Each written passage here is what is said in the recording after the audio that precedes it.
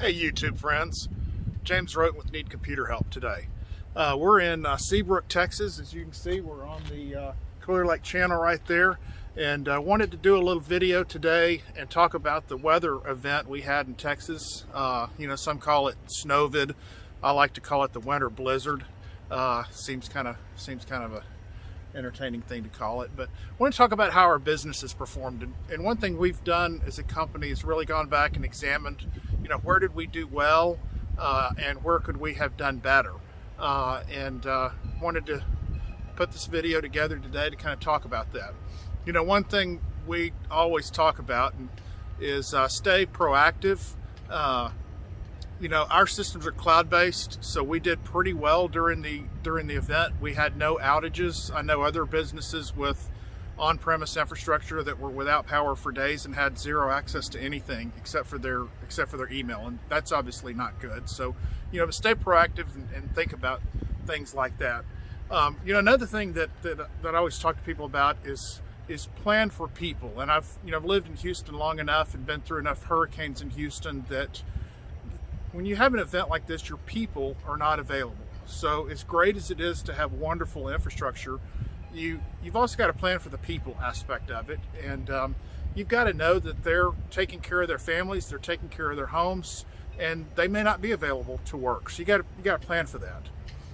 Third, get creative. And this was something that we really did a lot of, and it's an area we did well during the event, was get creative on how you manage to continue operating during an event like this. And so one thing we did, for example, was we always had one or two people that had power at any given time, and so we just rotated that. I went literally to a Burger King one day that was open and sat in the drive-thru for 45 minutes and used their wireless internet because the cell service at my home was so non-existent, and I was able to get some critical emails answered and keep some folks updated and leverage that. So don't sit home and make excuses why you can't work. Get creative and keep going, keep moving.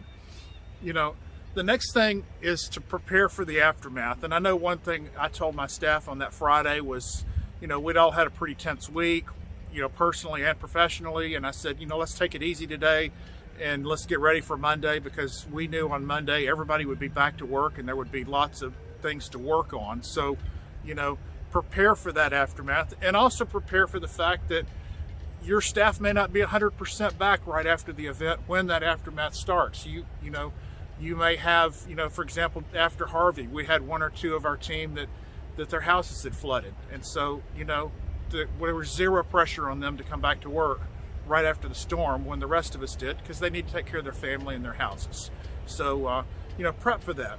And then afterwards, do a SWOT analysis. What went well for you during the event? For us, our systems all stayed up and operational. Where could you have performed better during an event like that?